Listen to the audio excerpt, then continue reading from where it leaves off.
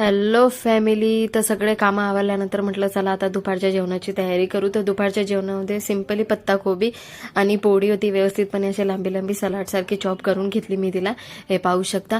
आणि मस्तपैकी नमकच्या पाण्यामध्ये वॉश करून ठेवून दिले. कढाई ठेवली, तिच्यामध्ये तेल टाकलं आणि राईचं तेल सध्या मी यूज करते, थोडं थोडं मिक्स करते.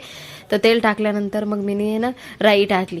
राई तर मला खूपच आवडते, अशी फुटलेली, खूप छान. कोणाकोणाला आवडते मला कमेंटमध्ये सांगा. राई टाकल्यानंतर मग कढीपत्ता पण तो पण टाकून दिला. आणि मी ना खुडा बनवून ठेवला होता, खुडा टाकून घेतला. खुडा टाकल्यानंतर आहे ना मी भोगीच्या दिवशी जो मसाला बनवला होता ना तो टाकून घेतला. मी तो व्हिडिओ अपलोड करून दिलाय, पाहू शकता तुम्ही तो भोगीचा मसाला मी कसा बनवला होता म्हणून असं. आणि व्यवस्थित मिक्स करून घेतलं मसाले ते. आणि नंतर पत्ताकोबी आहे ना त्या तेलमध्ये टाकून दिली आणि पत्ताकोबीला मस्तपैकी मिक्स करून दिलं. आणि 5-5 मिनिटानंतर हे बघा पत्ताकोबी मिक्स झाली व्यवस्थित. आणि 5 मिनिटानंतर वापस तिला मिक्स करून घेतलं. जोपर्यंत आहे ना पत्ताकोबी इतकी सारी इतूशी ना होऊन जाय आणि अशी क्रंचीनेस नाही होऊन लागे त्याच्यामध्ये.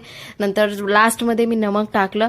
नमक टाकल्यानंतर 2 मिनिटं मिक्स करून घेतलं. नंतर गार्निशिंगसाठी कोथिंबीर टाकून दिली. झाली माझी रेडी भाजी. तर मी असं एन्जॉय करते. Bye bye.